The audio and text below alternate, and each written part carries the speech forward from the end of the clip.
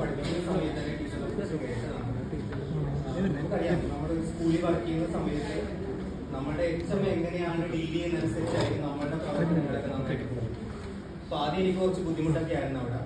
പക്ഷെ ഇവിടെ വന്നപ്പോഴേക്കും ആ ബുദ്ധിമുട്ടൊക്കെ എനിക്ക് വളരെ ഈസി ആയിട്ട് തോന്നിയിട്ടുണ്ട്. ശരിക്കും തന്റെ സഹപ്രവർത്തകരെ നന്നായിട്ട് വളരെ സ്നേഹത്തോടെ ഒരുമിച്ച് കൊണ്ടുപോകുന്ന ഒരു അറ്റ്മോസ്ഫിയറാണ് എനിക്ക് ഇവിടെ കാണാനായിട്ട് സാധിക്കും. അതുകൊണ്ട് ഞാൻ ഇവിടെ ടീച്ചേഴ്സ്, ഞാൻ പട്ടിയാലിൽ വന്നപ്പോൾ എൻ്റെ പലരും ചോദിച്ചു ഇവിടെ എങ്ങനെയാണ്. എനിക്കിവിടെ സ്വർഗത്തിൽ വന്നൊരു പ്രതീതി തന്നെയാണെന്ന് ഞാൻ പറഞ്ഞത്.